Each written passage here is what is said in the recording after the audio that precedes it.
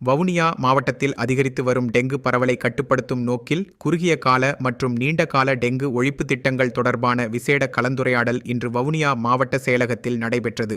கூட்டுறவு அபிவிருத்தி பிரதி அமைச்சர் உபாலி சமரசிங்க தலைமையில் நடைபெற்ற இந்த கலந்துரையாடலில் மாவட்டத்தின் தற்போதைய டெங்கு நிலைமை மற்றும் அதனை கட்டுப்படுத்த மேற்கொள்ள வேண்டிய நடவடிக்கைகள் விரிவாக ஆராயப்பட்டன. தற்போது வவுனியா மாவட்டத்தில் 67 டெங்கு நோயாளர்கள் பதிவாகியுள்ளதுடன் வவுனியா நகரை சூழவுள்ள பகுதிகளில் நோய் வேகமாக பரவி வருவதாக சுகாதார பிரிவினர் தெரிவித்தனர். முறையற்ற கழிவகற்றல், மழைநீர் தேங்கியிருத்தல் மற்றும் டெங்கு நுளம்புகள் பெருகுவதற்கு ஏற்ற சூழல் நிலவுவது ஆகியவை மாவட்டத்தில் டெங்கு அபாயம் அதிகரிக்க முக்கிய காரணங்களாக கலந்துரையாடலில் சுட்டிக்காட்டப்பட்டது. இதனையடுத்து அரச நிறுவனங்கள், பாடசாலைகள், மதஸ்தலங்கள் மற்றும் பொது இடங்களை மையமாக கொண்டு டெங்கு ஒழிப்பு மற்றும் பொதுமக்கள் விழிப்புணர்வு வேலை திட்டங்கள் தீவிரமாக முன்னெடுக்க தீர்மானிக்கப்பட்டது.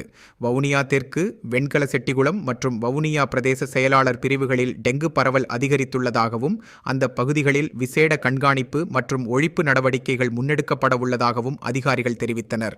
இந்த கலந்துரையாடலில் வவுனியா மாவட்ட செயலாளர் PA சரத்சந்திர, மேலதிக மாவட்ட செயலாளர் நா. கமலதாசன், முப்படை மற்றும் போலீஸ் அதிகாரிகள், அரசு அதிகாரிகள் மற்றும் சிவில் அமைப்புகளின் பிரதிநிதிகள் உள்ளிட்ட பலர் கலந்து கொண்டனர்.